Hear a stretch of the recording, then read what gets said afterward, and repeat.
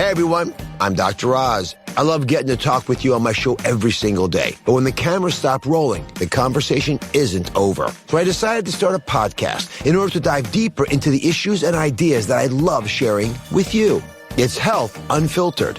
My wife Lisa will be joining me, and together we're taking wellness to the next level and having a little fun along the way.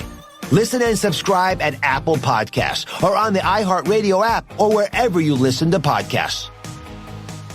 The Christina Lynn Podcast. Who are you talking to right now?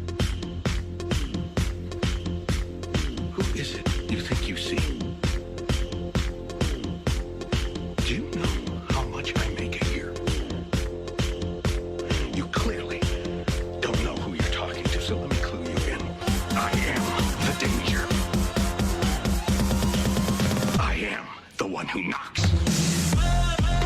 All right, we are recording a very special episode of Thirsty Thursday on the Christina Lynn Podcast. We are here with Caitlyn Peterson. Hey. Hi, you got to get closer to the mic. What do you think you are? Just sitting here and talking to me? No, you got to talk into a microphone. Okay. Because I need to capture it and I need to capitalize on your voice. So, Caitlyn, you work for like a beverage promotion company. Yep. And one thing about me that a lot of my listeners know is that I don't drink alcohol. So I was actually talking to your boyfriend earlier about how I'd love to have you on to talk about beverages, but I don't drink alcohol. But then when you came in here, you brought up the fact that there is a new non-alcoholic beverage out there that is actually made by a brand that generally does alcoholic beverages. So tell us a little bit more about that one. That's right. Okay. So I work for the Heart Agency. We typically do beer and liquor promotions, but Hoegaarden, they're a Belgium wheat beer, recently came out with a new alternative to NA. Okay. It's called Hoegaarden Soft Brew. Okay. So it's still brewed like a beer is, but there's no alcohol in it. It's like a kombucha, so 0.05.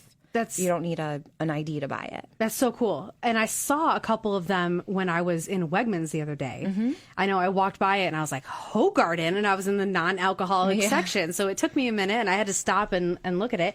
It's a non-alcoholic. What does it kind of taste like? What is it? Is it taste like a kombucha? It must not be vinegar, but does it taste like beer? It kind of tastes like there's alcohol in it.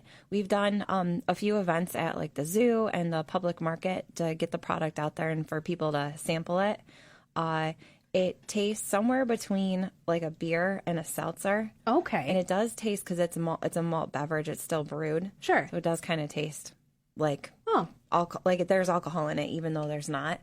So there's two flavors. There's a citrus and then there's a rosé. Ooh. Yeah, yep. The rosé one is definitely the sweeter one. It's like a berry flavored. Okay. People who like sweet things will gravitate towards that. Okay. And then the citrus is more like refreshing, light.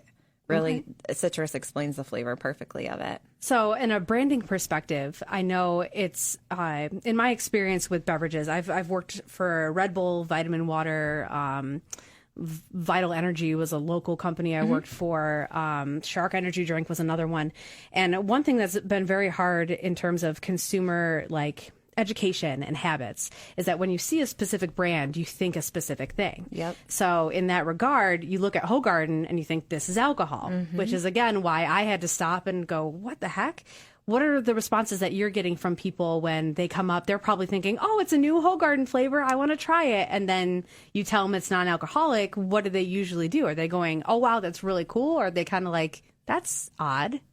Both responses. Okay. A lot of people are like, oh, there's no alcohol in it, never mind, and they walk away. Right. But then there's other people and they're like, oh my gosh, my sister drinks NAs, let me try this, I bet you she would love it. Or, oh, I'm a recovering alcoholic. Or, oh, I don't drink, but it would be great to kind of hang out and have something similar as a day drink. Absolutely. That's what we're promoting it as, is like a day drink. And that's relaxing. And to be honest with you, too, non-alcoholic beers are a whole category of crap. Yeah, until probably this. Yeah, because I know growing up, I used to think I was a rebel having O'Doul's, you know, Yep. or what was there was another one that I had gone to Oktoberfest in Germany, and on my way home, I was sick of alcohol, so I tried to have a non-alcoholic beverage in the airport or a non-alcoholic beer, and it just from that moment on, I couldn't have it. I don't even remember what it was. Yeah. But this might actually be something that people are looking for, you know, instead of being like, oh, I can't have anything beer-ish, to, oh, maybe I could kind of have that middle ground. Mm-hmm. Something they can actually enjoy. Yeah. And it still kind of tastes like an alcoholic beverage at the same time, too. Now, do you think that venues like bars would pick up something like this? Or do you think that sales at bars for non-alcoholic beverages are kind of low as it is, so it's not really worth it for them? So that's eventually the goal, is Okay. to get them into the bars. But at this point, we're doing them at grocery stores, shop and stops. Sure. So gas stations and grocery stores and sub shops. So places like wow. that to start off with. But eventually the goal would be, yes, to have them in bars, like that little corner section in the cooler of that NA right next to the Labatt Light or Labatt NA. Yep. So people can say, oh, hey, can I have a soft brew? That's so cool. That whole soft brew, I had actually never heard of that term before. So I think they invented that themselves because obviously they say hard liquor. Sure. So soft brew. So that was their marketing behind it, was hopefully people see the word soft and they're like, oh, non-alcoholic. Oh, that's so cool. I love that. Mm-hmm. It's definitely a way to educate the consumer by saying, because I think soft brew, I think like a kombucha or like a light, not alcoholic type of thing. Right. Why don't you tell us a little bit more about the nutritional facts of this new non-alcoholic? You know me and my nutrition. Yes. Well, I mean, we're doing a favor for the consumer. They don't have to pick it up and read. We'll just tell them. That's right. Yeah, for sure.